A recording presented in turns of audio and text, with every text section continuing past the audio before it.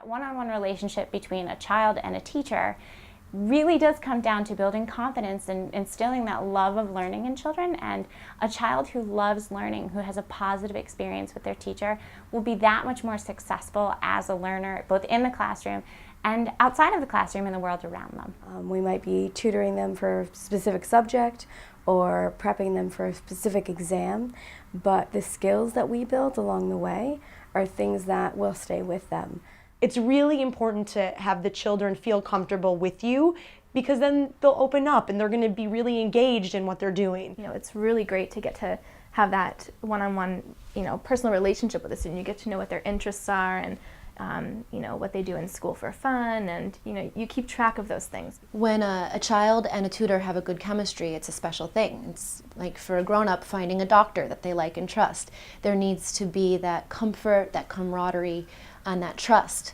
And when that's there, there's really, truly an opportunity for change to happen. When you start with a student and you go back week after week, and to see the concepts that they're grasping, and to see their self-confidence growing, and to see what they're learning that maybe the first week they weren't able to do on their own, and then a couple weeks later they get it and they're able to do it. It is absolutely magical to see that transformation happen. A child that I was working with finally sort of like understood what was going on and said, "Oh, I get it," and went back to the first page of the assignment and went through each problem that he'd originally gotten wrong, and was like, this is why this is that, and this is why this is that, this is why this is that. He was so excited that he took the worksheet outside and showed his mom. I think it's a great feeling when it finally registers for a kid that they understand what you're talking about, and that feeling of excitement that's very apparent on their face when they kind of finally understand a topic. And it's so nice when you go to their house weekly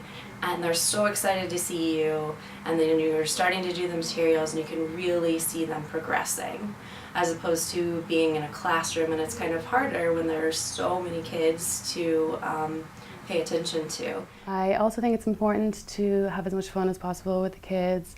A lot of the kids are really funny, and I've had a lot of fun and good times with them. So I have a lot of different toys that I use with them, and I incorporate those into the lessons, so even though the kids think that they're playing, they're actually learning at the same time. Everything is really geared toward that specific child, their specific strengths, weaknesses, and also that it's about building confidence and building skills that will last them for their whole academic career.